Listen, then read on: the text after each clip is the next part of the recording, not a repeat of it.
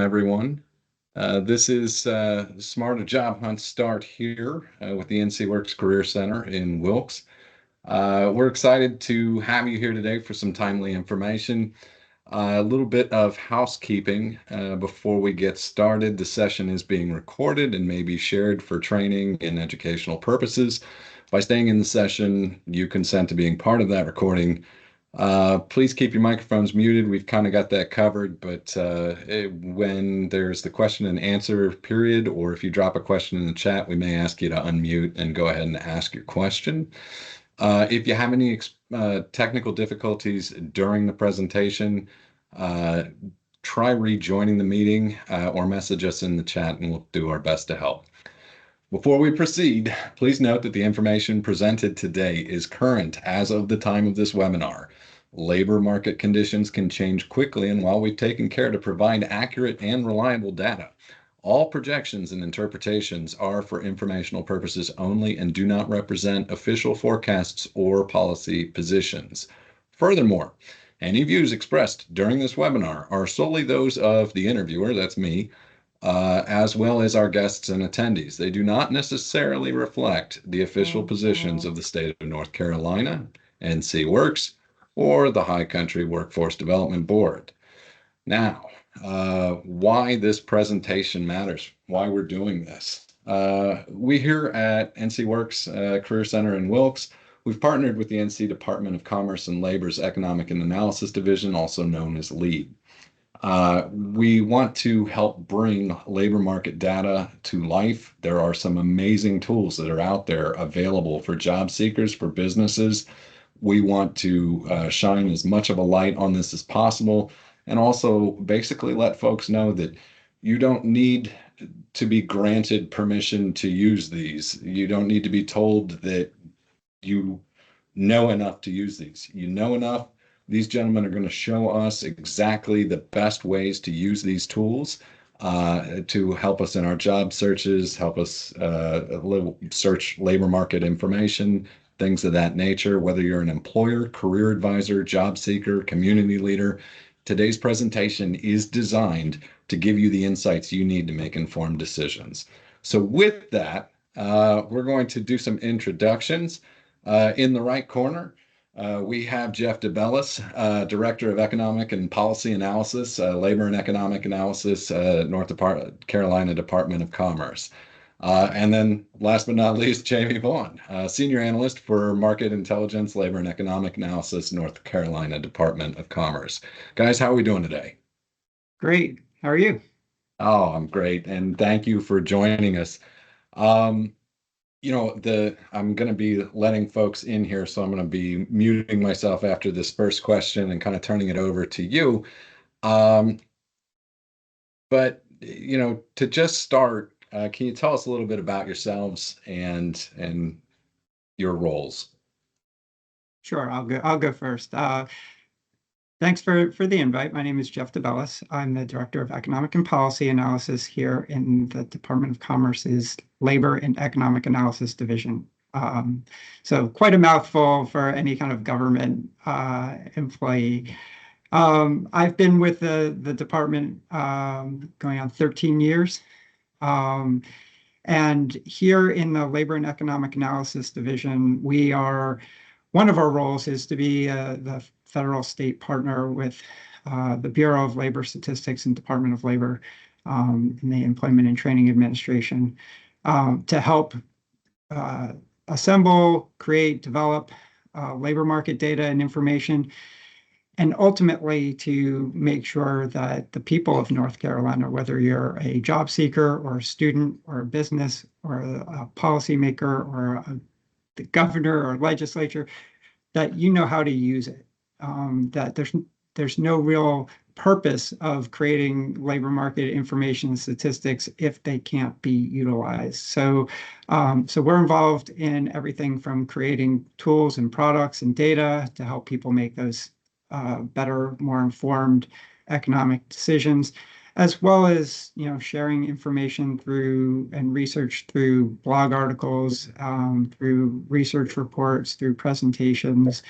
And And then working with colleagues, career centers, educators, folks to make sure that we're kind of working in partnership when we share information on careers and jobs of the future. So I lead a small team of about 7. Jamie is one of our key people. I'll let him introduce himself too. All right. Well, hi again. Yeah, Jacob, it's great to see you. Appreciate the invite. My name is Jamie Vaughn. I'm a analyst here with LEAD, Labor and Economic Analysis Division. I have been with LEAD for about 6 years at this point. Prior to LEAD, I was working for either workforce development boards or economic development corporations throughout the state, helping to, whether it's with the workforce side or with the economic development side. Something that I had always done was obviously using labor market information to kind of work in there. So I was excited to be able to bring my experience specifically using it in locating economic development projects, working with job seekers specifically in the workforce development world to lead and just kind of a little bit more knowledge there and continue to share my knowledge. So I do a lot of trainings.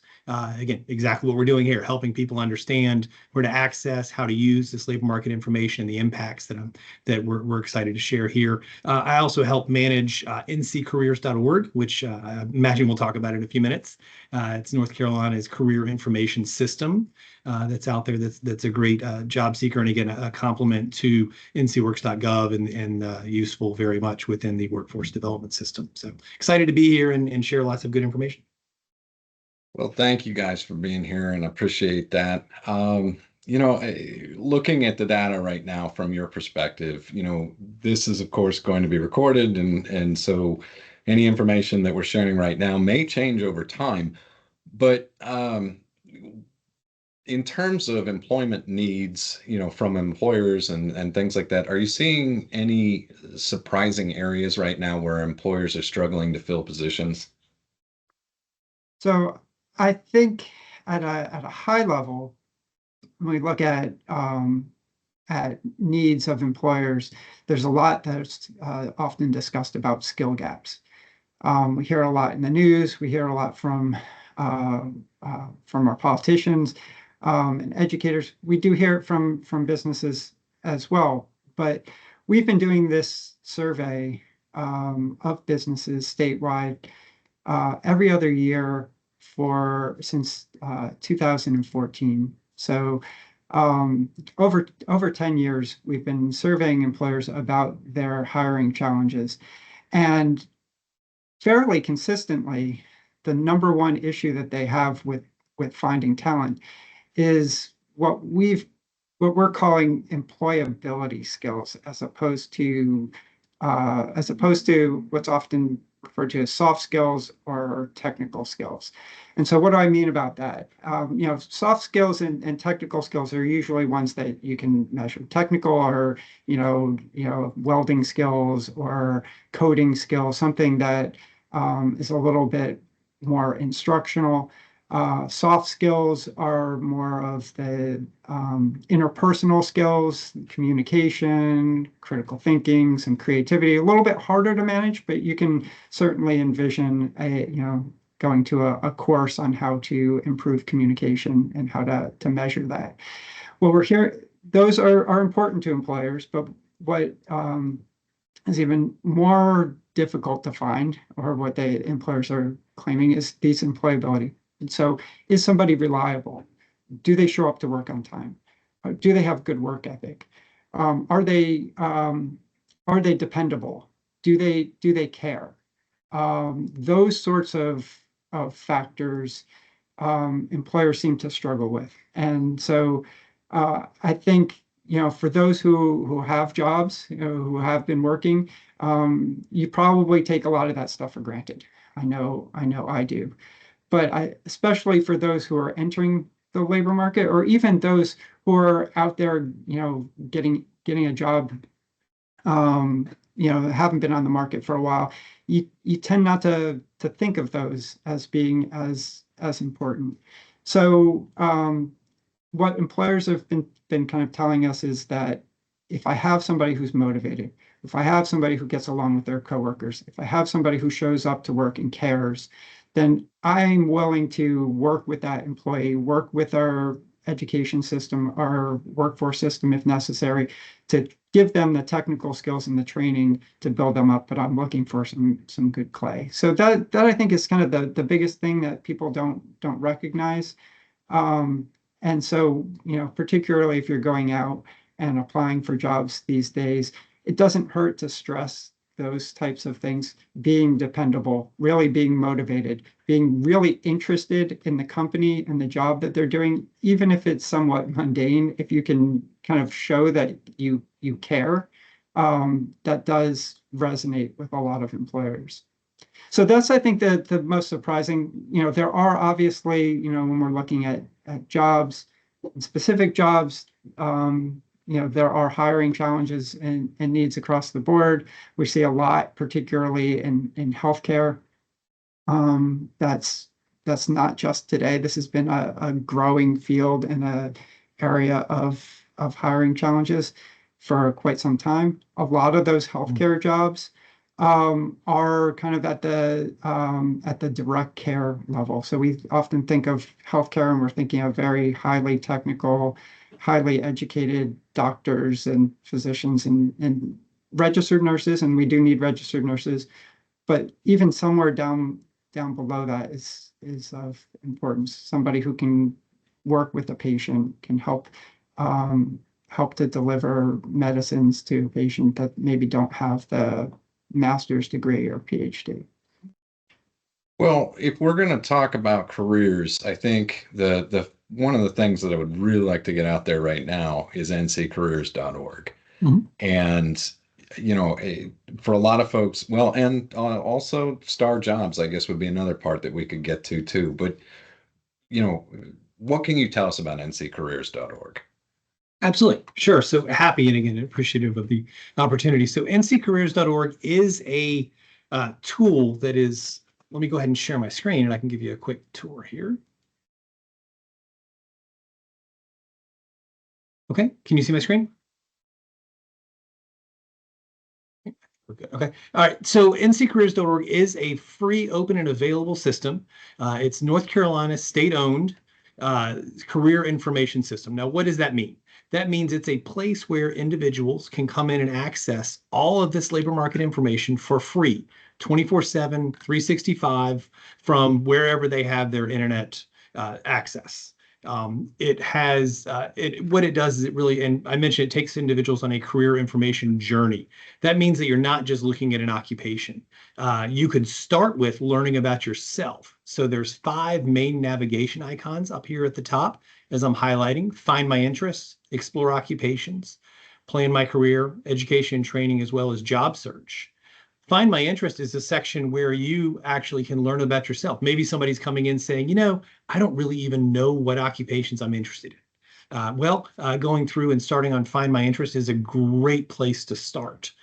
They can take a interest finder assessment, learn what's called their Holland codes, which ultimately is a personality test, essentially, that ultimately ties them to occupations that meet their interest. They can learn their career cluster, again, their favorite for career clusters, learn about their work values that they most value, or the finding skills matchers and tools. All of those help you narrow down. There are 823 different occupational groups. And when I say occupational groups, there are thousands of job titles underneath those occupational groups that understanding whether it's your Holland codes out of the interest finder or your career cluster match can help you filter down to 823 different occupations from here.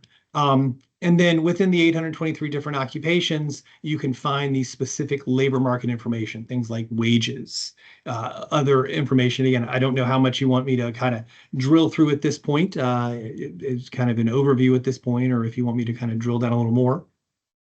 Well, I mean, if we want to look at a couple of different roles, I would definitely, I love overview first, zoom and filter, details on demand. So all right, wherever you want to drive this sounds good. That sounds great. So let's just start with the overview, and then I can filter down a little bit as well. I think that's great. So then in the Explore Occupations, there are, and I'll come back and talk about the specific labor market information from here.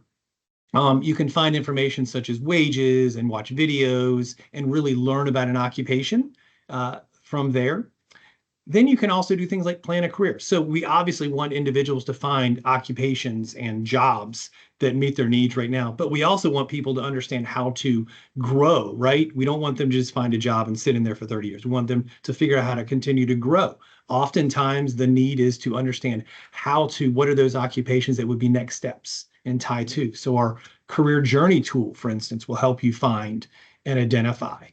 Maybe you want to grow you understand your educational level. You could start by education or understand your current occupation. What's that next step? So there's lots of different tools, and I'll show you some examples a little bit later. Last year, there was actually a BLS did a report that showed that the average baby boomer had 12.7 jobs in their working career. So I think when we're starting to talk about jobs and careers, I think we need to think of this as an interconnected relationship of individual jobs that forms the career. It's not just one single job these days that you're going to get and then hold for 30, 40 years like a generation or two ago. Before we go any further, I just want to follow up on that.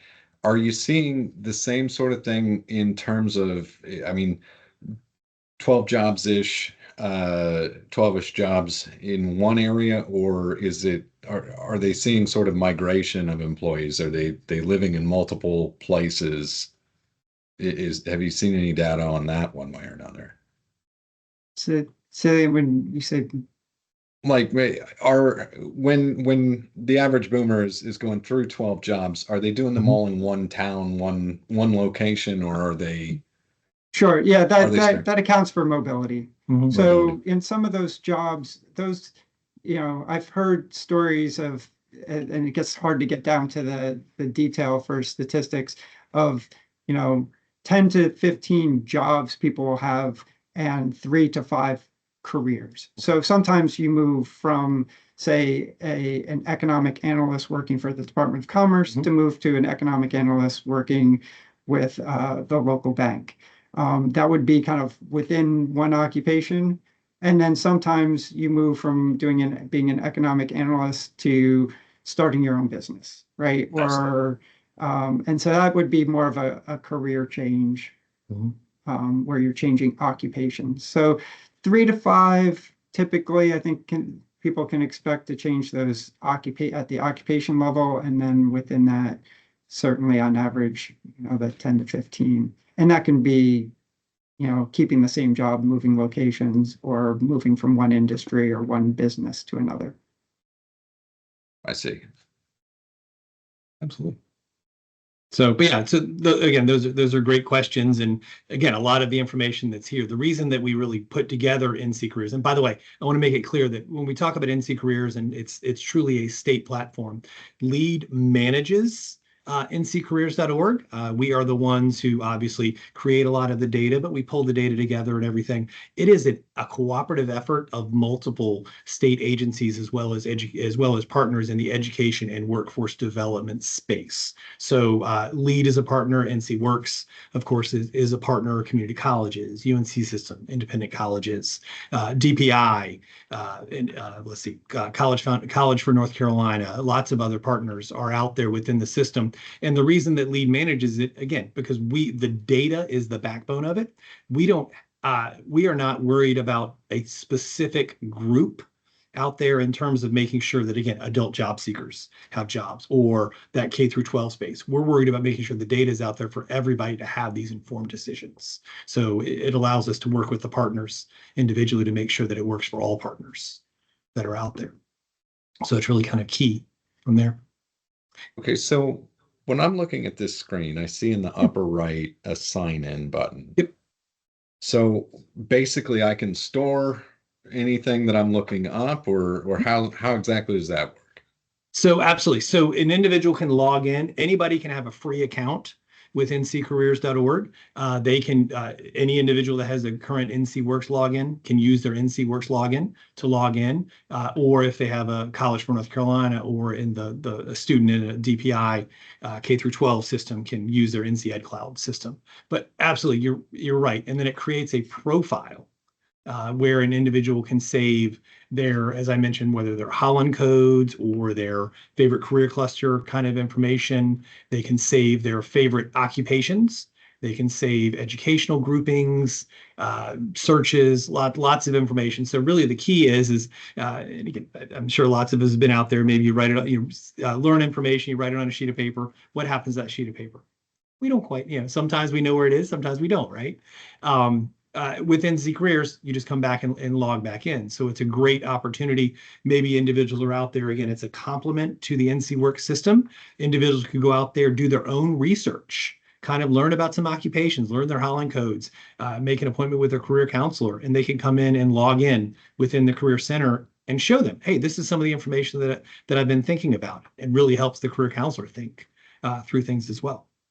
When we're talking about, qualitative outcomes where we can't quite put a number on it, I would say that, folks that come in and talk to us, it's a lot better when they have some research, some background, if they're branching out into something else, because then it just leads to a more productive conversation and better outcomes. It's you can't capture everything with numbers and metrics on those sorts of things. But I mean, ultimately, if someone leaves satisfied, it's usually because they've done some legwork in the background, and using these tools are great for that.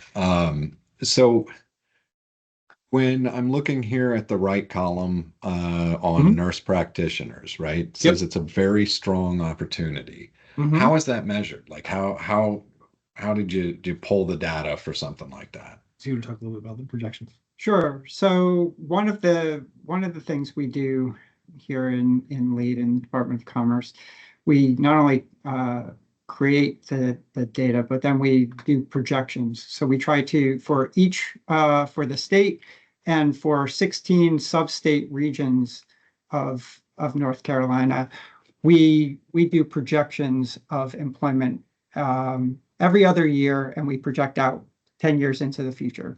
So when we're looking at this labor market data, we have an annual wage, which is pretty self-explanatory. This is the typical average annual salary, and then the hourly salary.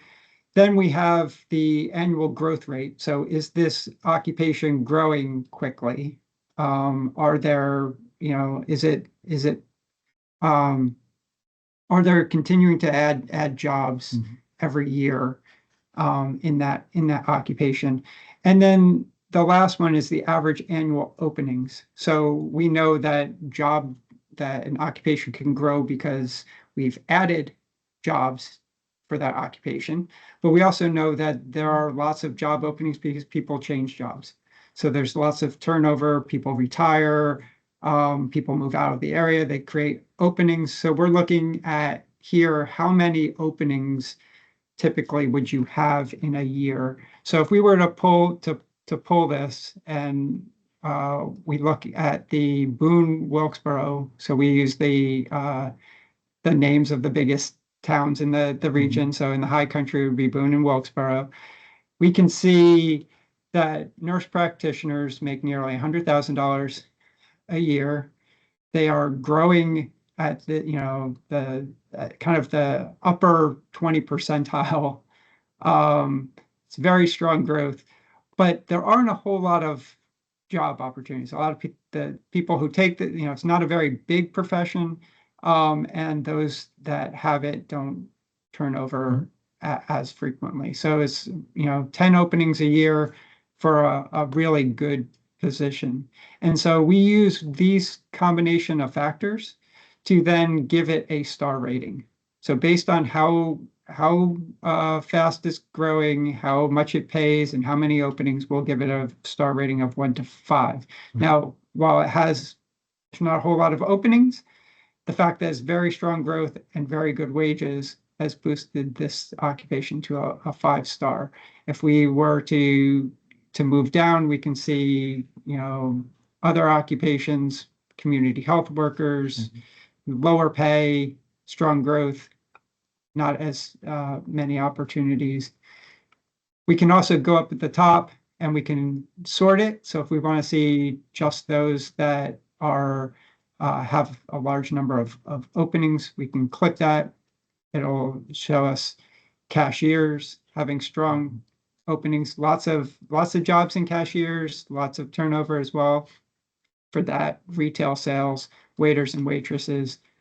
But you can see the star rating based on the salary has been dropped down to 2 stars.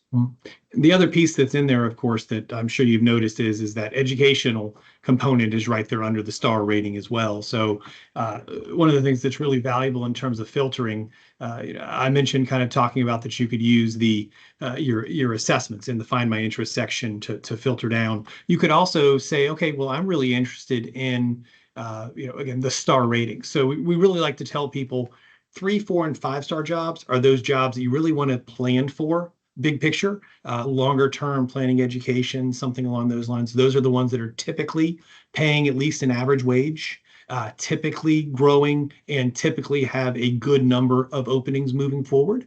And what I didn't just say was stay away from the 1 and 2-star jobs, but recognize kind of what they are. Think of them maybe more as starter occupations. If you're going to start out in those 1 and 2-star jobs, have a plan to move forward, whether that's additional education or gaining experience, or have your eyes on that next step that may be a 3, 4, or 5-star job from there. So really kind of thinking a way to leverage those 3, 4, or 5-star jobs. So you could filter, hey, I'm thinking about education, I'm planning, so let's go ahead and filter to 3-star and above, apply the filter, 714 matching occupations currently, and it's now 325. So now you're looking at whatever you're looking at, it's at least a 3-star job kind of moving forward. So, and then maybe, you have an education level. So you really, honestly, I don't really want to get a 4-year degree at this point. Let's see what's available as an associate's degree or a post-secondary non-degree award level, or even a high school diploma. And the reason that I'm checking that is maybe you have an associate's degree, but these are BLS, as defined by the Bureau of Labor Statistics, minimum education standards. That doesn't necessarily match with what employers are actually looking for.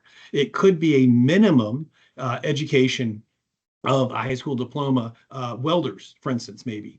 So you can get a job as a welder with a high school diploma with some employers, but maybe the best highest end employers are really looking for an associate's degree, or at least a certificate, in order to hire you. So that's why, if you notice, like I said, I didn't just check associate's degree. I checked associate's degree, post-secondary non-degree award, as well as high school diploma.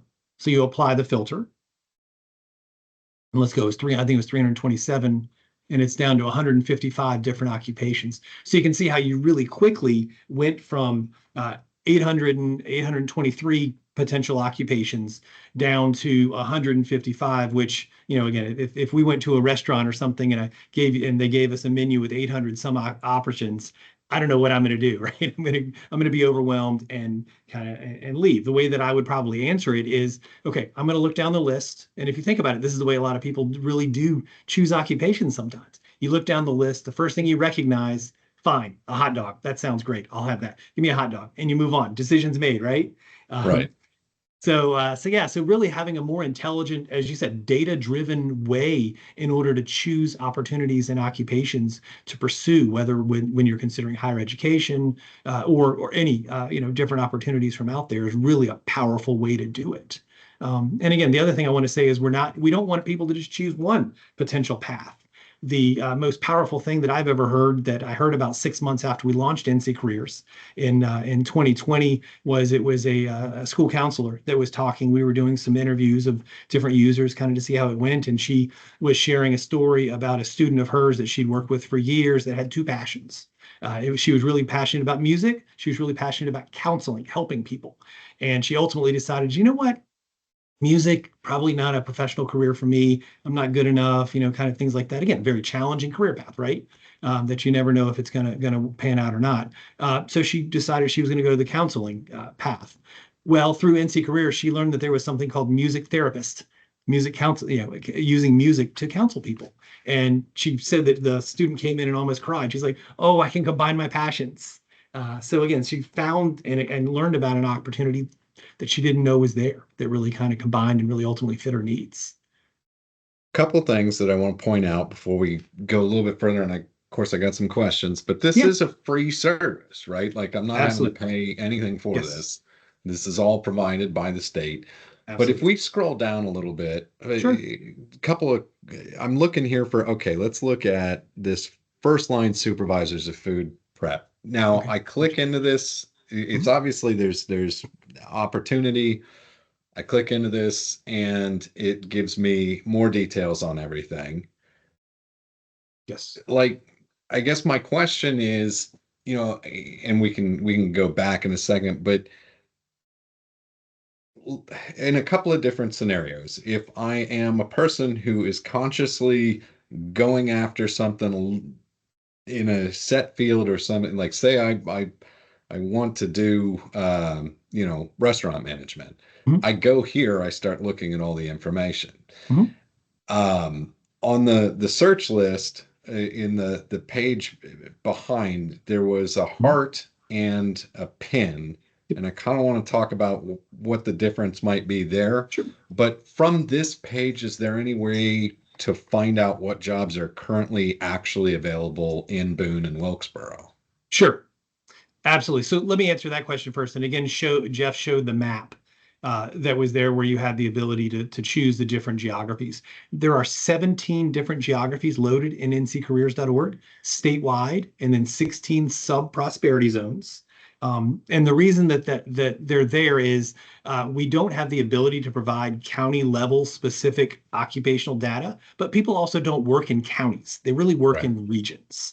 right, So again, yeah, I work here in Wake County. I live in Chatham County. I commute in when I come into the office and things like that. So people really aren't bound by the counties, and employers don't care either, obviously, right? As long as they know where their counties are coming from. So it's really important to understand that kind of where your region and geographic is located and the opportunities that, as you mentioned, are available just for you. So by filtering and changing that geography, as we talked about, to Boone Wilkesboro, you now understand star ratings change based on the geography, the wages change, and we can talk about them in a little bit. And of course, and then the components within the star rating. Those are really the values that are there. And again, because we all know that, again, comparing Charlotte versus the Boone Wilkesboro area, different opportunities, right? We much certainly different. know different numbers, different opportunities from there is really kind of key. So really kind of understanding and drilling into, as you said, understanding the opportunities that are available in your area, or again, thinking about somebody who may be looking at moving. We are continually working to add and develop new features to NC Careers. In the next few months, we will add the ability to compare occupations, comparing occupations directly side by side. Whether that's looking at multiple occupations, do I want to be an RN versus an LPN versus a phlebotomist or something, or do I want to be a RN in Boone Wilkesboro versus Brunswick, versus Wilmington versus other different geographic areas, because those have different opportunities as well. What Why don't we sign in? So I think the second part of your question about the Yep. hearts and everything. So we're going to sign in right now with CFNC. This is, Mhm. you can sign in with NCWorks if you're in the NCWorks system. If you don't have an account and you want to sign in for free, the easiest one is probably CFNC. And this account does not expire. This account does not mean that you are interested in college at all. They are just a partner in this that has that we've worked with to share a login. So once you sign in, now you're given some of the features that you mentioned, like this heart. I mean, so for any occupation that you see, you can heart it. And then once you do, that goes into your profile. So here we have uh, my dashboard. So and Jamie talked a little bit about this already. You can see your assessments, all of the results from your assessments.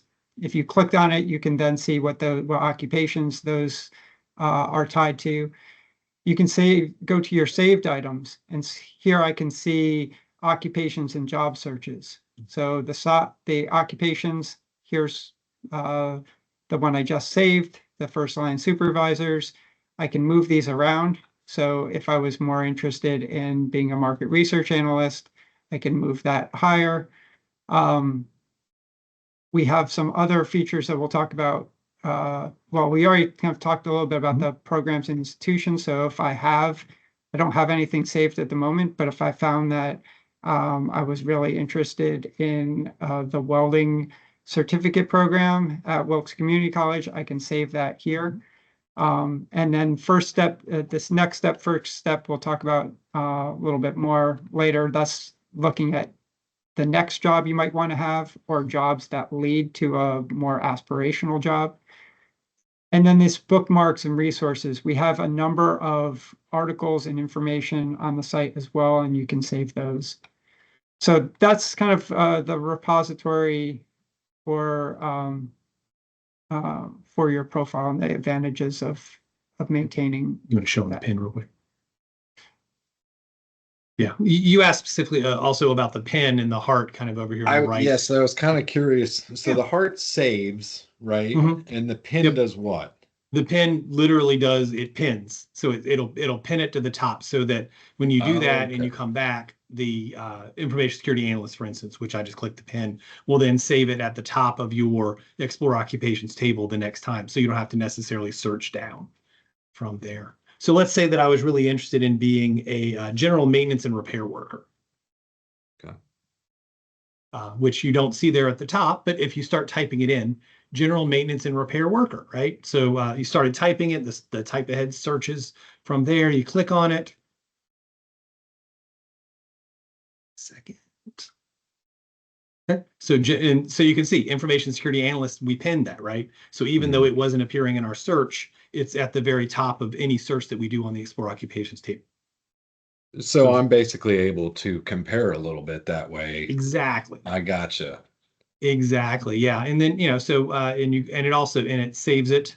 So again, general maintenance and repair workers from there. So, and the other thing I want to make sure, we already talked about the geography. So always make sure that double check your geography to make sure that you're looking at the information that is specific, that you're ultimately looking for. Just unless you have changed the geography, assume it's statewide is probably a fair, reasonable way. So just changing that information. You want to show, you asked about jobs that are available now, right? Right. So once you identify there's a couple ways you can do it in NC Careers. We have this job search you can search for a job that connects to the job search function from NCWorks as well as Indeed. So, by selecting the occupation, you can do that, or you can go here and it will connect it to you. So here we want to look at job listings. We've got our general maintenance and repair worker. We've got Boone Wilkesboro. We can use NCWorks or Indeed. And then this will bring us to the page on NCWorks that is for job seeker services. And here we found 2 positions that are open, and from there we can go and learn more about it, apply.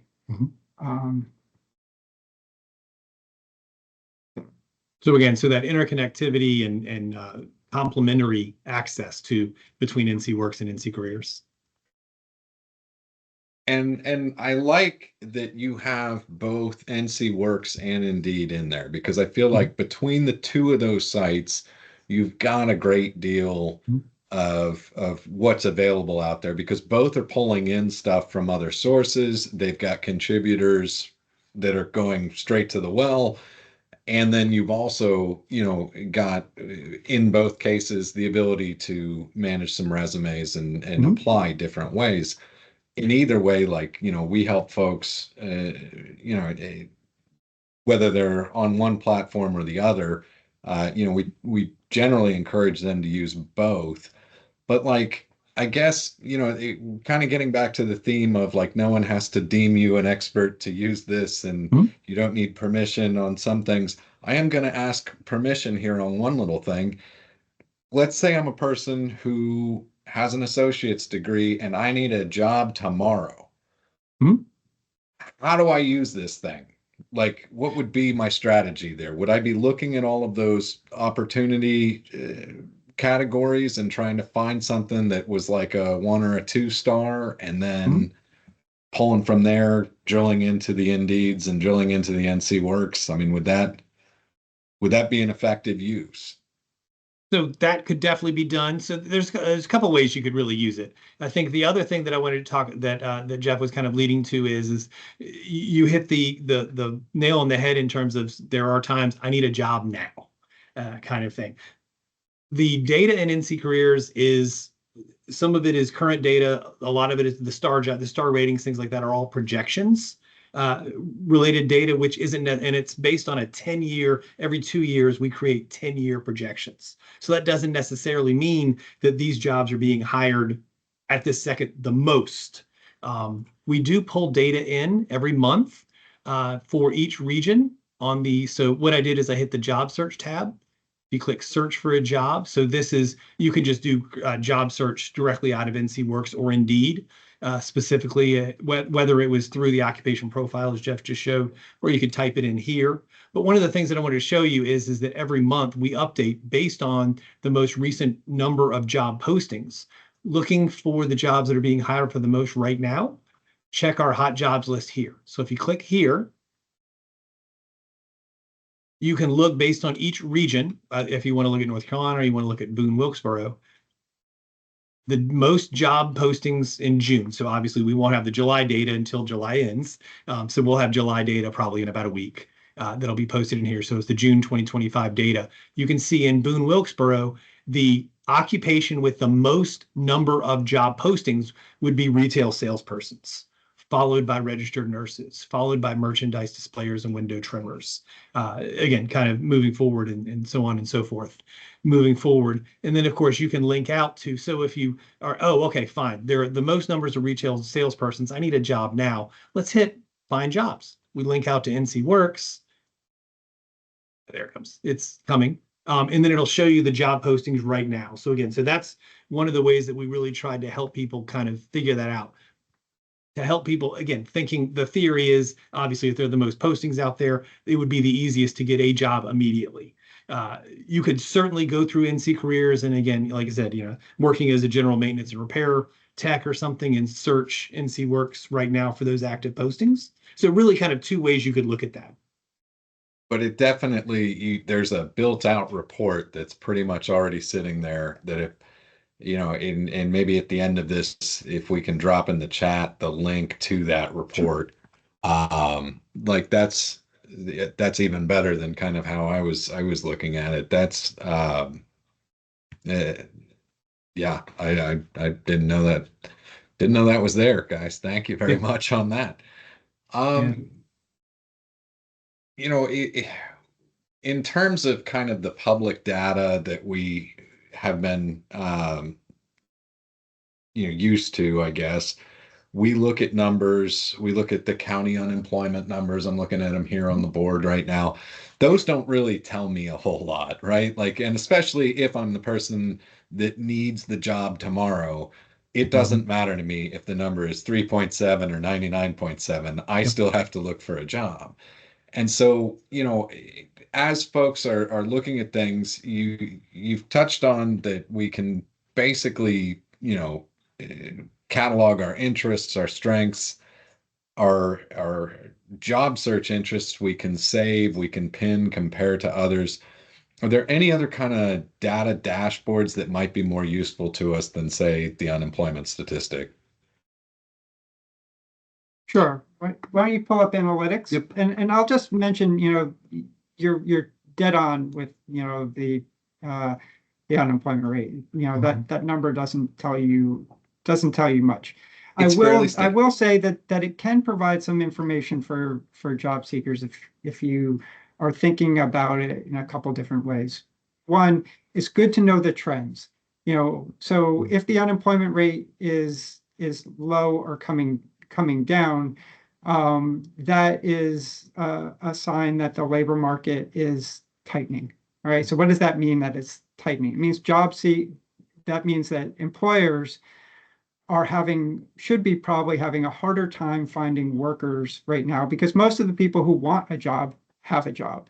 If the unemployment rate is high or rising, then that means that there is going to be more competition in the marketplace for jobs. Again, how do you use that? That can be valuable for one. You might want to apply for jobs that you maybe are more marginally qualified for. If you know that employers are having a hard time, maybe I'm kind of qualified, but not really that qualified. Maybe it might also signal that if in a tight labor market, or in a loose labor market where there's heavy competition, the unemployment rate is high, maybe it's worthwhile now for me to go get more training so that in that competition I can stand out, because now I have a certificate. Maybe in a tight labor market where that employers are having a hard time finding workers, now might be the time to negotiate salaries a little bit tougher. To maybe go and say I'm actually worth $1 or $2 more an hour. And an employer might give that to you if you know that they might be more challenged to find work. So I would say, generally, a job seeker, the average, person doesn't have to pay too much attention to the unemployment rate, but do understand, that it can be useful for seeing some trends, where the economy's headed, and how competitive it may be for a job. So you want to show analytics? Sure. So as you've mentioned, Jacob, again, obviously NC Careers is a great resource. It's just one of the resources that is available to really help job seekers out there. Within LEAD, we've, as Jeff mentioned, again, I always kind of talk about it. I love looking at spreadsheets and analyzing data, but I don't do it just because I love it. I do it because I want people to use it and access it. So we've been working really hard to share to make it easier to access all of this different labor market information, again, for ultimately people to make informed economic decisions. Analytics.ncommerce.com is the place where you can access all of LEAD's research, and I'll go ahead and drop the URL in the chat. It's kind of a table of contents for all of LEAD's data, tools, and dashboards that's out there. So if you're looking for LEAD information out there, analytics.ncommerce.com is going to be the location where you're going to find it. Thinking about, kind of some of the data that's there, and again, if you want to specifically drill into something, and thinking about job seekers and having information, I personally would steer folks to NC Careers first. Learning about it. It's set up specifically for individuals, especially individuals that may be a little less data savvy. Maybe they don't necessarily enjoy spreadsheets and don't necessarily recognize patterns. They're going to see, obviously, finding the well designed and easy to use interface of NC Careers is probably the easiest way to access this information. Within analytics, you're going to access a lot more information. In the data section, you're going to be able to download spreadsheets, learn other information. There is the business directory, I will point out, is a proprietary, it's a private source. So it's not our data, but we subscribe to it. Comes from this company called Data Axle. And so this is kind of your yellow pages for businesses in 2025. So if you're interested in finding an industry, a job in an industry by town, by county, by zip code, you can search here. You can even look for occupations, and then look at, say I'm a mechanic, and I'm looking for what industries might hire a mechanic. Obviously we know automotive repair, but there are other industries that might help, particularly in production or manufacturing jobs. So you can look within those within those industries and identify just a list of companies, and that might be someone you might want to cold call, might want to ask if you're a younger person, for an internship or an informational interview to just get to know the company, what they do, and make a first impression, even if they're not hiring.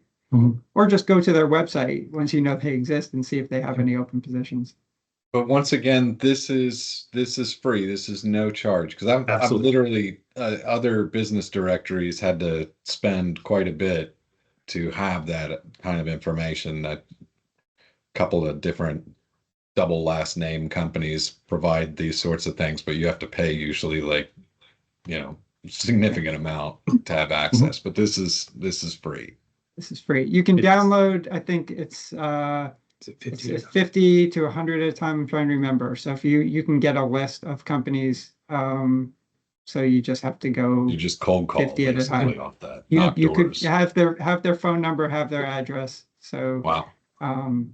yeah. Yeah, and it's a great resource just to kind of understand big picture what's out there and available. You can also do this through your local library or community college library. Just ask the local librarian about data axle. All the libraries and institutional libraries in the state have access. You can do that straight from your computer with your library ID if you go to their website. Their interface is a little bit different. It's probably a little more user-friendly than ours. So I sometimes recommend people use that, but it's the same data. Yeah. Okay. So also thinking, and another thing that you're thinking about is looking for jobs. Where are the larger industries, the larger occupations? Again, obviously, if it's a Right. bigger pie, you have a better chance of getting a piece of it, right? The employment projections data. So this is the data. This is the data that Star Jobs was created off of in terms of understanding, 3, 4, 5-star jobs opportunities. But we also have that information at the industry level. So understanding in your area, what are the largest industries? And then obviously you could use that and help target the specific companies in those industries. Would also always be a valuable piece. A couple things that I think I'm going to kind of drill into. So we mentioned talking about, again, people don't necessarily live and work in counties, right? They live and work in regions. Understanding that commuting pattern, as it's known, is a really interesting piece. As a job seeker, just expanding your search beyond the areas that you know. Where do other people that live in your area go to work? What other counties and areas is really going to kind of be a helpful piece. So what I did is I just opened up, it's the North Carolina Commuting Patterns Dashboard, where you can look at data at the county level, at the COG level, Council of Governments, an OEWS region, the Prosperity Zone, or the Workforce Development Board area. So for this example, let's just look at the county region, and obviously we'll keep it on county, and we'll look at Wilkes. And so what we'll find out is actually two pieces of information that are very useful. There we go. So on the left side, where are outside workers coming from? For a job seeker, that may not necessarily be super valuable, but that's going to be really valuable for an employer. So what this is saying is the people that work in our example here, Wilkes County, where do they come from? They come from Surrey County, and then Guilford County, Yadkin County, Iredell County. So obviously that for a HR in a company or something, what other counties do I want to make sure that I'm looking at? Okay, so I want to make sure that I'm talking to Surrey County, Guilford County, Yadkin County, Iredell County, and that we're putting feelers out there for employers, for employees, job seekers, to make sure that that I can get the largest pool of candidates potentially. Now, the other side, thinking about job seekers, where are home commuters going to work? So this is saying people who live in Wilkes County, where do they go work ultimately? So again, and the area is Forsyth, followed by Surrey, followed by Iredell, Mecklenburg. So again, Mecklenburg may have raised a few eyebrows. Part of this data here is we don't know on this data. It's not broken out. That could be an individual who is telecommuting potentially, or somebody who is working a hybrid role. We don't know the answer to that. Or it could be a remote sales office where the headquarters, where their actual physical office is in Mecklenburg County, maybe in downtown Charlotte. But they are a traveling representative or something and works a 10 county region or something and lives in Wilkes County. So there are some of those anomalies in there that might initially raise eyebrows, but that's really kind of the explanation of is it could be a remote worker, it could be a hybrid worker that, again, maybe they only go to Mecklenburg once or twice a week, or it could be a remote person in like a regional sales rep kind of role. So you can see how valuable that could be. Again, thinking about how can job seekers broaden their search a little bit in terms of understanding. So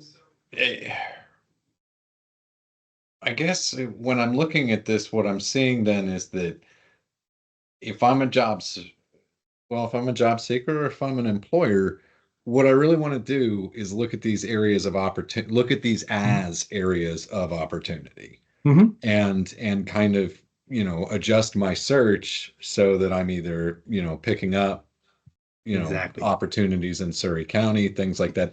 If I'm looking at this data though, does this mean that there's maybe a saturation of Wilkes County employees in Surrey County? Would that be a way of looking at this, or should I look at this more as that there might be opportunity in those counties? I look at it as more opportunity. Do you have any thoughts on that? Yeah, I mean, you're never gonna have all your workers living and working in the same county. There's just Not too many. anymore. Yeah. Even for those who live on the edge, right? You can be on True. the edge of Surrey County and it's easier for you to commute a mile the other direction. People don't generally view county lines when they're looking at jobs, but you do kind of get have like a center of gravity, right? Where you might be thinking about jobs in one direction because you've always, the bigger city is in one direction and not in the other. And so you Right. sometimes, your job search can be skewed based on where you shop and where you typically go, not recognizing that there's plenty of opportunities in the other direction. One thing quickly before this number living and employed in the area that you see both here, these are people who are living and working in Wilkes County. I see. So, so we have 20,000 workers living in Wilkes County. 12,000 of them have jobs outside of the county. Only 8,000 have jobs in. And you may say, well, wow, that's unique or a problem or concern. The fact is, I think our latest data showed that only 12 counties in the state had more people living and working in their home county than a neighboring county. So it's a lot more common than you would think. Regionalism really does exist. It's not necessarily a problem that needs to be solved. As long as people can get employed. It can guide some questions that you see, in the interview process. If you're a job seeker, like, this is 50 miles from where you are, or can you be here, sort of thing, and then be like, well, yeah, everybody else is doing it, like I'll do it too. I think that's fair. Like it gives the job seeker a little bit better understanding too of just kind of where they are in the context of the job search. And so, real quick, because I know that now we've hit the 1 hour point, and we kind of want to get to a place where we turn it over to the audience for questions and answers. And before I get into talking about robots, which we could probably do another 6 hours worth of content for, we hear an awful lot about apprenticeships. We know they're coming. We've seen the NCapprenticeships.org site pop up. Where are you guys at on all of that? What do you know? What are you working with? Where should we be looking for these apprenticeships? Where's that data going to start showing up?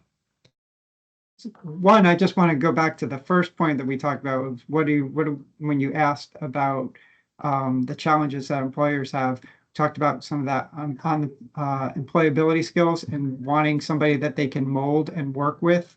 Apprenticeship fits that model really well because they're getting somebody who is hungry for a job, is motivated, is willing to get education, and that they can train to their, to their specifications and needs. So apprenticeship, one, creates a lot of good opportunities for both the employer as well as the employee. So there's a lot of potential. I think that's why we keep hearing about it, because it seems to fit a known issue. Now, where you go, Yeah.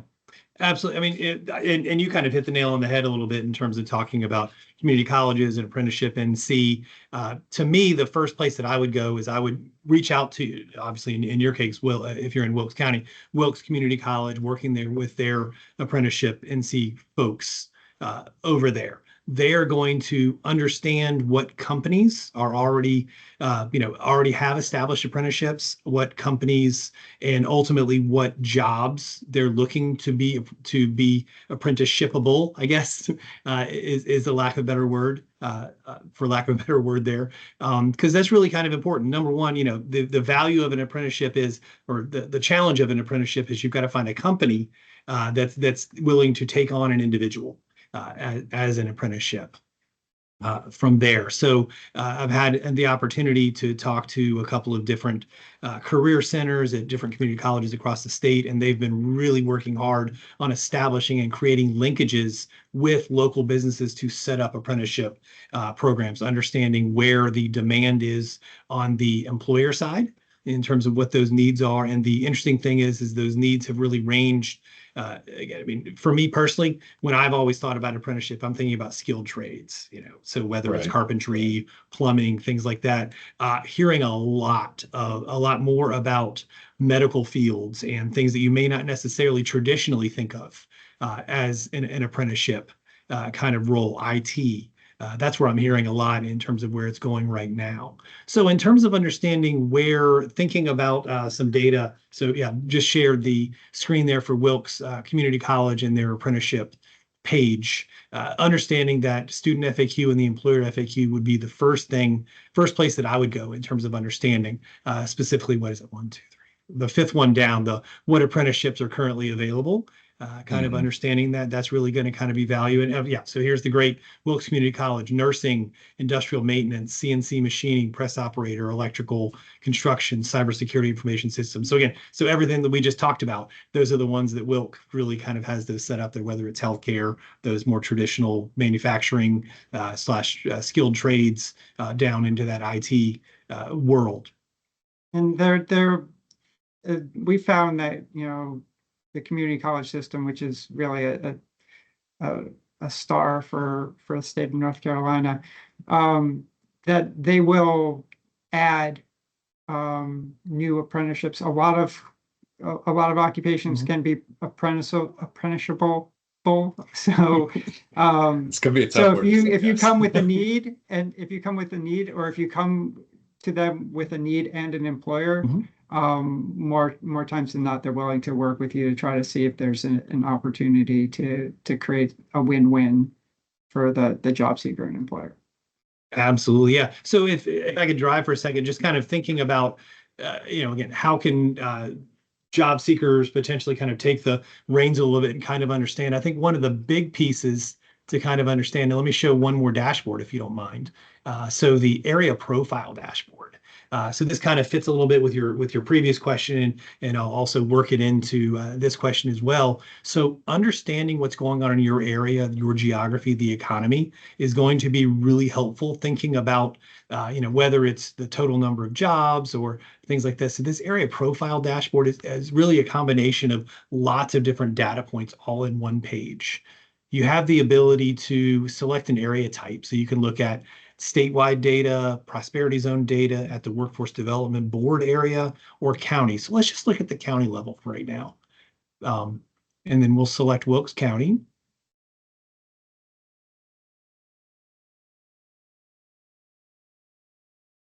And then give it a second, it'll load, and you'll see all the data update. And then this is really a great snapshot for individuals to understand what's going on in the county itself. Total number of jobs, the number of business establishments, an average weekly wage, which obviously is going to be a valuable piece of information in terms of understanding gross domestic product, median household income, labor force, all of that stuff. Then you can kind of drill down and understand. So this is at the understanding the jobs and the gross domestic product that's available in the area. Of course, this case of Wilkes County. So thinking specifically about a potential apprenticeship opportunity, understanding which industry has the most employees in your geographic area. So this area right here, looking at the quarterly census of employment and wages data, you can see that manufacturing has the most employment in Wilkes County as of Q3 2023, followed by healthcare and social assistance. So that's a pretty interesting piece of information. Okay, well, maybe knowing that there's more jobs, maybe there's an opportunity for some apprenticeship roles in manufacturing or in healthcare from here. So hold on to that little piece of information. I'll quickly kind of tour through a little bit more that's available on the area profile. So again, you can understand your current unemployment rate, changes. Again, what's the trend? Is it going up? Is it going down? As we've kind of covered a little bit. And then also understanding what's going on in the geographic area population. Again, change, what's the trend, education mix, and then of course the commuting patterns that we just kind of showed a little bit about. It isn't the detailed data at the county specific level in terms of what counties, but it really helps. Again, Jeff just mentioned 8,000 workers live and work in the area. This is a little bit more broken out than we showed previously, where 7,000 come into the area to work as to where 12,000 leave the area. So it really kind of helps you understand that big picture from there. Now, let's step back and think a little bit more about the apprenticeship role, again, kind of thinking that data. So manufacturing, but again, people don't do an apprenticeship in industries. They do apprenticeships in an occupation, a job from there. So what we can do is we can look at a tool called staffing patterns. Go back. I just got to go back. Okay. Where are we? So OEWS staffing patterns tool. This will help you translate the industry into the occupations that are hired. So look at the OEWS staffing patterns by industry. If you select industry level, let's select it at the 2-digit level. So 2-digit is the most broad definition. That's the same level that we looked at on the area profile. So it's going to have a lot of the information. So you've selected the industry level. Oh, it did not load. Just at this moment, I do want to say you guys have so many toys. Yes. There are a lot of toys. Yes. We could talk for several hours on our toys alone. Is it okay? Yes. Oh, there. Okay, sorry. And then, of course, so you can look at, again, these are the industries: agriculture, mining, utilities, construction, manufacturing. Let's specifically look at manufacturing. Click on manufacturing, let it load. And now you have a wealth of information. This tells you the occupations that are hired. The larger the box, the larger percentage of total employment within manufacturing from here that are employed. So you now understand what are those occupations that are hired in manufacturing. And then, let's just kind of look through our kind of looked ahead. And so kind of going through, so miscellaneous assemblers and fabricators is the largest occupation, followed by first line supervisors or production workers, laborers, inspections, testers. The darker the color too, the higher it pays. So you can see, there's a lot of lower paid positions, and then as you look, the smaller positions get, the darker colored. So you can just learn this information, and then you could go over to, I won't do it right now, you could go over to NC Careers and access the occupation profile for that particular occupation and learn all about it. Then you could use that business data that we showed you earlier to identify the companies that would hire packaging and filling machine operators or a different occupation, and then kind of drill down and learn more about those. So you can see how you can string together all of this information to really kind of make some informed decisions and hopefully targeted, to have a chance for more success. And then the last thing I want to show down here is this table. So this shows you the earnings. And we didn't drill down a little bit on the wage information on NC Careers, but it has, if you notice, we have percentiles here: 10th percentile, 25th percentile, mean, median, 75th, 90th percentile. Those are valuable for multiple reasons. Number one, if you understand the spread of the wages, if it's a large spread, there's probably a better opportunity that could be a longer term opportunity for you i.e. more growth, more opportunity working within that occupation. If it's a short spread, the opposite, right? Well, I might max out pretty quickly in terms of that. And so for me to really gain and continue to see a growth in wages after a few years, I might max out kind of opportunities. But also, it's really important to understand, thinking about a job seeker, there are millions of, or there's lots of reasons why employers pay what they pay. One of them is experience. If you're less experienced, you're probably going to get paid something closer to that lower end of the scale, maybe a 10th percentile, maybe a 25th percentile kind of things. If you've been out there and have, 5, 10 years of experience, maybe something closer to that median wage might be more reasonable for you. If you're one of the most experienced out there, been in the field 20 plus years, something closer to that 70th, 90th percentile might be more relevant. That's really valuable to understand, because people may hear an average wage. All average means is half make less, half make more. Right. That really isn't relevant for you in your particular situation. So really understanding it gives you the opportunity to negotiate. Okay, well, I've got 8 years of experience and you're offering me something closer to that 10th percentile wage. Would this be more fair? So really, again, having the ability to understand that what's a reasonable argument and a reasonable wage to negotiate is really going to be valuable. Well, I think another thing that comes out of all of this is just the idea that, with access to all of this data, you have to be able to think about it, understand it, and make sense of it. Mhm. And I think this leads us, we're finally getting to the robots part, which I love, is just the idea that artificial intelligence, right? I have a few questions for you. You can answer them however you want to answer them in the order. But Jeff, I saw you speak at the recent AI conference there in Asheville. And one of the things, well, a few things that stood out from your presentation. One, the amount of businesses using AI is not necessarily as high as one might think based on all of the news that's out there. But how are workers, of all the different skill sets using this AI? And then ultimately, what kind of plan does Lead have for using AI? I mean, I can see a use case just in terms of taking that data and condensing it and making sense of it. At the same time, there's so much going on with all of that. I'm just going to kind of turn it over and start with that conference there in Asheville, and just sort of the idea of what you shared with the audience in terms of what you've seen. Sure.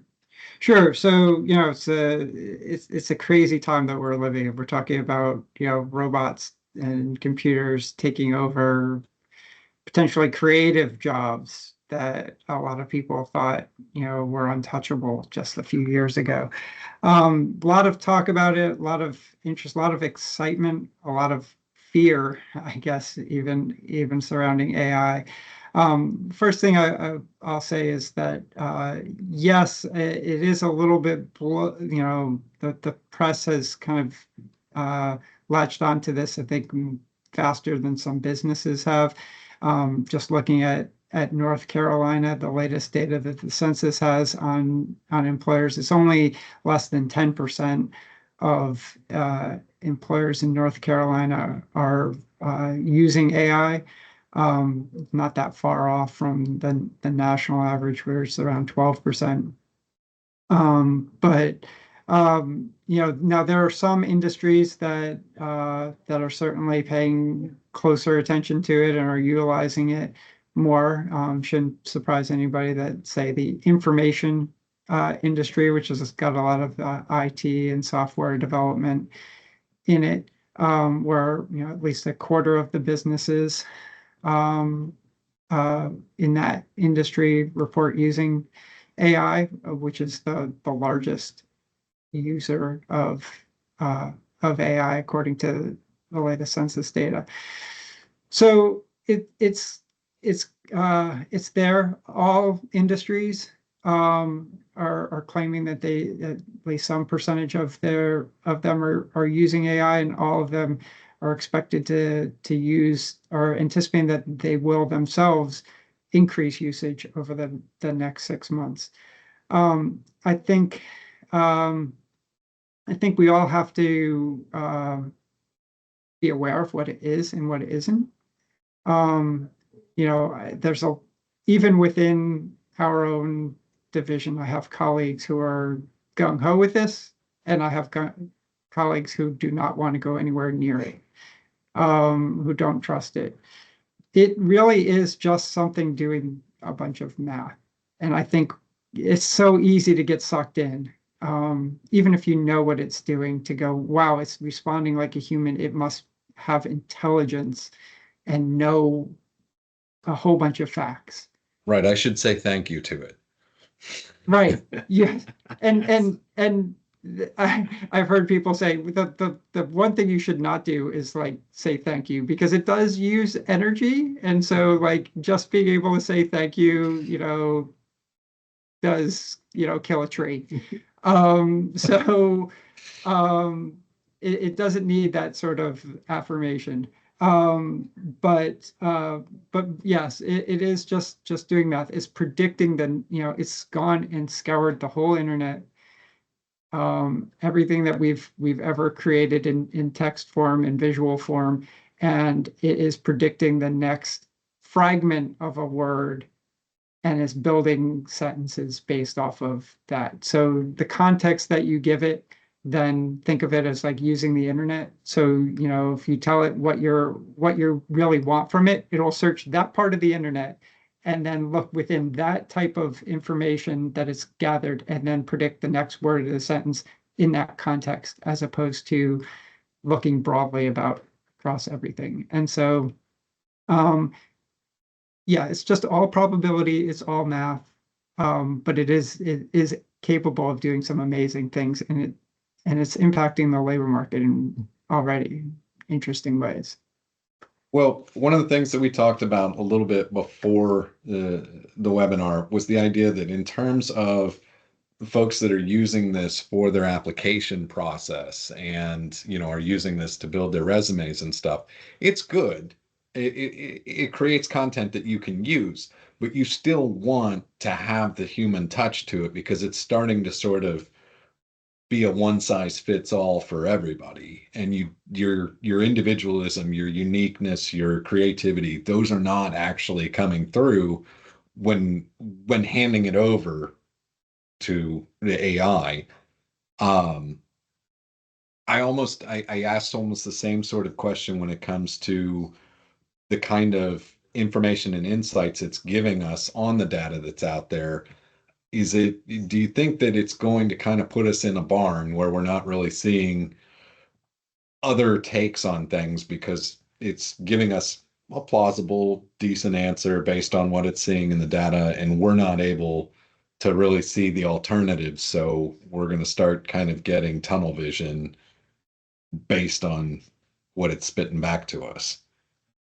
So I've been working long enough that I was around at the beginning of the internet stage. My first job, one of my first or early jobs, was working as a market research analyst, and I had a library size of maybe a 12 by 12 room full of books, and I would take a book off the shelf, I would make a photocopy of it, and then I would fax it to people with a handwritten note of what to pay attention to. Nowadays, it was soon after the internet came along, it kind of took that job away from me to some extent, because everybody was somewhat of a researcher, right? And so, but we also learned at the beginning of the internet, if you've been around long enough, that the phrase, don't trust everything you find on the internet. And early search engine days were, don't take the first thing you find on Google. Actually, don't just use Google, use Yahoo and Excite and Alta Vista and, ask.com. And you had to do your research. You couldn't just trust one thing. Now pretty much everybody realize if it's not the first three things on Google, people stop paying attention to it. So the technology's gotten good, but also gotten better, but also people understand how to use it. And if you're really doing research, you're probably not paying attention just to the first item. You're digging down, you're asking follow-ups, you're searching more in depth. if I don't care as much, if I just want to, depending on um, depending on my ask, I might be okay with the first response or the first page of responses. And I think the same thing goes with AI. So for general things like, how to make a bean burrito, I might be fine by putting that into an AI and taking what it says and making a bean burrito based on its instructions or a follow-up. If it was something more serious, I'm not going to, I may use it as guidance, as opposed to relying on it as fact. Um, I may want to test it out. I may want to get alternative opinions, even of the AI, ask it again, ask another AI. But ultimately, I'm going to be the one to make the judgment. And I think people should not lose sight of that. I've heard one interesting way I've heard of this being described is it's the first human creation that was designed to help humans to think. When we think of other technologies and everything, they usually do work for us. Even the car, helps us to get from one place to the next. AI is designed to give it information, and then we should, if you're using it properly, should absorb that information and then critically determine, is this really good? Is this bad? Is this what I want to say? How do I make it my own? Ultimately, humans are competitive against one another. There is no perfect resume, for instance. It's just, how is your resume versus the other person up for the job? And so if everybody's resume starts looking the same because you followed AI, and I know someone who recently had this issue where 90% of the applications, the resumes looked good, but they all looked the same, and it was obvious that they were all AI influenced, then the person receiving it starts to view it differently. And actually, this person started considering applications that had spelling mistakes because they knew they didn't use AI, because AI would not have made that spelling error. So I think, AI can be great. It can help you, but please make it your own. Make sure that it's in your voice. You still have to stand out to other people in a world of AI. It can make a C student turn into a B student, but if in a classroom where everybody now is a B student, grade inflation happens, it gets resorted out, and now teachers are looking for where the students that are going to stand out, and now what it takes to be a B student has changed. Makes sense. Well, at this point, we're at an hour and 24 minutes, to be exact. Let's open it up for questions and answers, folks. The Q&A should be about the second button there, on the top, I believe, of your Teams. Or feel free to drop in the chat. If you'd like, I can unmute anybody that wants to ask a question rather than type. Just drop in the chat there that you're interested, and we're right here.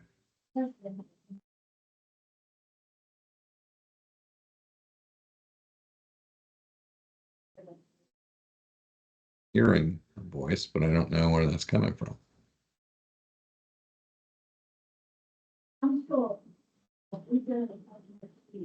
I may be over on your guys' end, but we might just have some shy folks today. But let me check the live stream and see if we've got any questions coming over on that.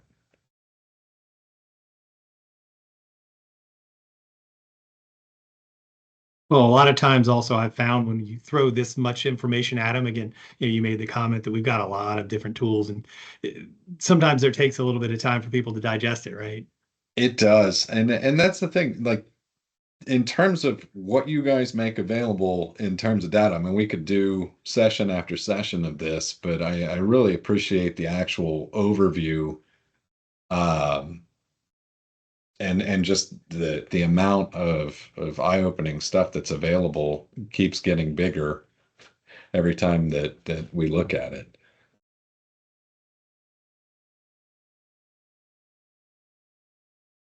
While we're waiting, you want us to maybe show a couple of interesting uh, downloads and downloadables and things that oh, we got one question, I think. We've got a thank you from Holly out Oh. there. Looks like we've got another one that's typing.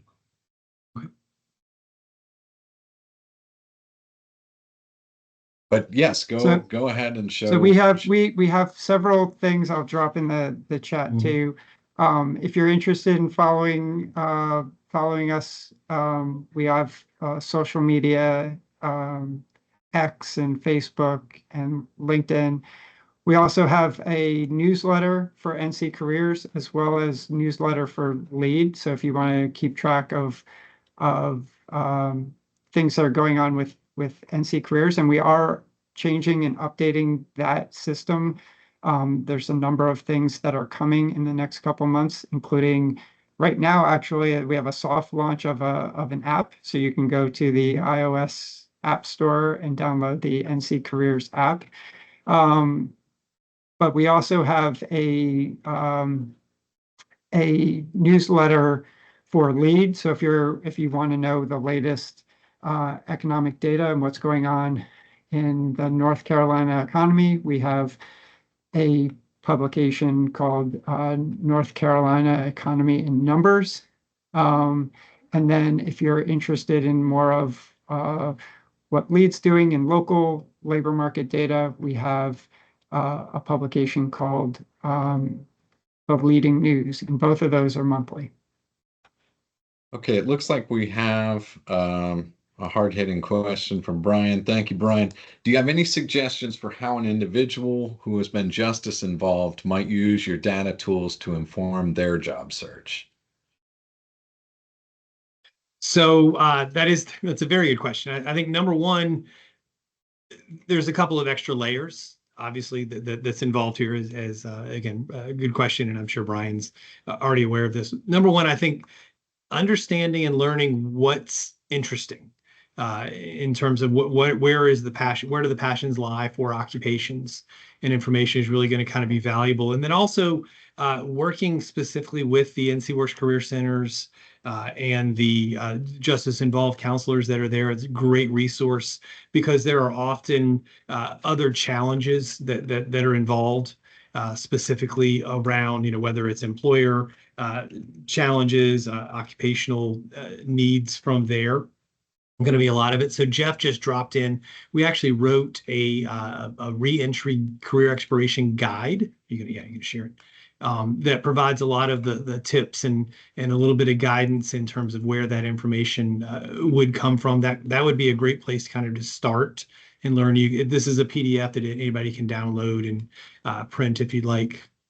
From there, that's going to be one of the biggest pieces, and just kind of working and understanding where those opportunities kind of lie. Also recognizing that sometimes you may need to build up experience and kind of work your way up. From there, going to be one of the biggest pieces in tools. I guess Andrew's research. So there's also some. You want to share the lead feed maybe? Let's see. So one of our colleagues has done a lot of research around justice involved individuals and outcome data specifically for individuals with justice involved. We have in the lead feed blog. So Jeff will share. You can access that off of analytics.ncommerce.com.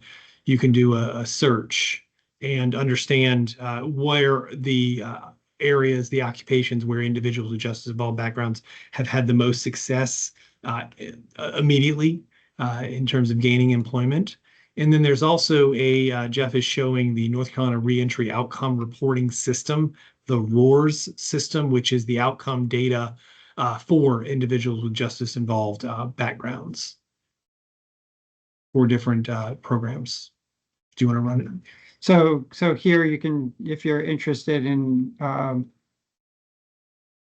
the construction jobs that employ that those going through the reentry program, how much have they gotten employed, and have their wages grown? So those who started that program in 2017, we've seen that 60% of them got employed after the first year.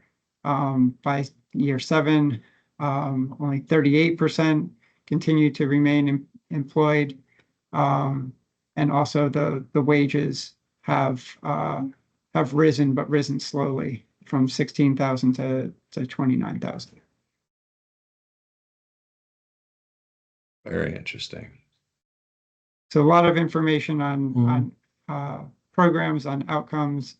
You can see where people are employed, what industries employ reentry workers. Okay, I've got a question. I've got 3 questions. I've got Rebecca first, and she's asking, with AI being more readily available, do you foresee online applications changing, becoming harder, easier, better to prevent or recognize when an applicant is using ChatGPT to fill out the application for them? So we live in very interesting times. We have AI has been used in a number of software to analyze applications already. That's been happening for years, and now Zero GPT, yeah. And now it's catching up where the applicants are using AI. So you almost have AI talking to AI in the application process just to weed it out before you get to a human. I do think that, as I mentioned in that anecdote, that people are starting to recognize trends. They either fully recognize AI just in the style, or they recognize that all these applications are starting to sound the same. In either case, I think it's really important that that you still have to stand out. You still have to say, why should you look at my resume over somebody else's? So while AI can be great, I've mentioned it can help you think because you're meant to react to it. So if you put in your resume, ask it for help to make it better, that's information for you. But you should still make it your own. You should still tweak it. You still have to compete. So you still have to look for ways to stand out in a world where everybody else has it. And that's just going to be more challenging, but I think ultimately it should increase the quality of applications, and particularly for those who struggle. Maybe English wasn't your first language, or maybe you don't have as high of an education as some of the people you're going up against for a job, even though you are skilled and competitive. You just don't have the same vocabulary or as somebody else. You can use AI to kind of level the playing field to some extent. There's been lots of evidence of it really benefiting people who have some skill and being able to take them to the next level. So there's a lot of benefits. There's a lot of potential in being able to help level the playing field for a lot of folks. But even then, you still have to stand out. Thanks, guys. I've got Trey Hedrick, who's he's on the road, but he wants to ask a question. Trey, I've allowed your mic to be unmuted if you want to come off mute and ask your question. Yeah, good morning, Jeff, Jamie. As always, great information. I always appreciate when you guys are able to present. You pretty much answered my question through answering Rebecca's question. But I guess one thing I would ask, especially when we talk about AI, the job search, AI and resume development, AI and interview skills development, I've talked to several employers, and they really are starting to look at their interview process a lot more differently, with the ability to come up with better questions that AI is helping them generate. and helping them kind of go through the process of picking a better candidate. Do you guys foresee that that trend itself is probably going to grow over the next 5 years, especially when we talk about interview practices and processes? Because even speaking with employers, I know a lot of times, they're just as nervous to interview somebody because they're not good at interviewing people, and they might not necessarily have the skills to do that. But with AI, they've actually been able to learn a new skill while using AI in interview processes and even improve their interview processes. So just any commentary on that you guys may have. Yeah, I think the way we are right now with this in the current state of the technology, it can really help both the employers and the job seekers. I think, one thing that it'll be interesting to see how the application process evolves. I know particularly for a lot of white collar jobs that may be used to doing first interviews via the phone or a web video chat. I've heard quite a number of employers as well as applicants say that they have a screen where they're typing in the answer, or they have their phone next to it who's listening and providing responses from the AI during an interview. And people are starting to recognize that and not trust even a face-to-face over Zoom or Teams call. So it may actually, I think for everybody's benefit, encourage people to get back to face-to-face interview, to actually have some proven skills challenges. If you say you're good at using Excel, great. Here's a computer. Show me that you can make a spreadsheet, right? Without having a homework assignment. Or if you're good at coding, computer's great. Here's a computer. Do it in front of me. So it may change things that way. Whether you're an employer, whether you're an applicant, you're still human. You're still trying to get an advantage. I don't think people are trying to necessarily cheat, but they are trying to, make important decisions and trying to get ahead. So this is evolving. Employers will evolve. Applicants will evolve. One question we've got from Facebook Live, Will's asking, is there any specific data on the need and importance of employability skills, which I think is kind of going back to the beginning of your soft skills and things like that. Do you have any resources or links to actual data we could share and drop on the chat? Sure. So we have our, let's see. We have our employer needs survey that I said was where we got this data from.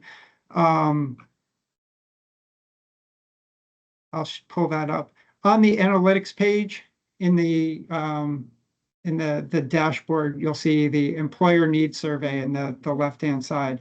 This was from 2014, but this is a statewide data for 2024, sorry.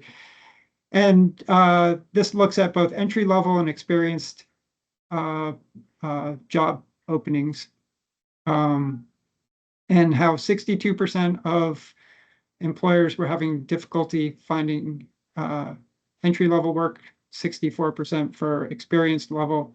And then you can see the reasons for difficulty. So oftentimes there's more than one reason why they have difficulty, so it doesn't sum to 100, but you can see employability skills. 72% of those who tried to hire and had difficulties blame their difficulties on employability skills for entry-level work. Even for those who are experienced, and you'd think that experienced level workers, they would kind of know better about showing up to work on time, about being reliable, about not being on their phone, being responsible. Find nearly half of people hiring for those positions viewed employability skills. So that's kind of the data we have on this. We're going to be doing updating this survey the end of this year, so there'll be new data that'll come out. But based on what we've seen in the past, this job difficulty number will likely change. The labor market, there's been a little less turnover. It's a little bit less easy for people to find a job than it was 2 years ago. So that number might change, but I still think that we'll see employability skills rank high in both categories. Okay, guys, thank you very much. I'm gonna basically start wrapping it up here. If anybody's got any additional questions, feel free to drop them in the chat, but I kind of wanted to give you both an opportunity to just give sort of a closing statement. Personally, we've covered so much today, we could go on easily longer than the runtime of Gone with the Wind or any of those films, the epics, but just, I guess if there's a main takeaway that you would like us to have from this today, yeah, what would that be? Yes, I'll start, and I'll say, I think, whether you're looking for a job, you're trying to find a worker, you're trying to make career decisions, whatever those things are, it's best to be informed.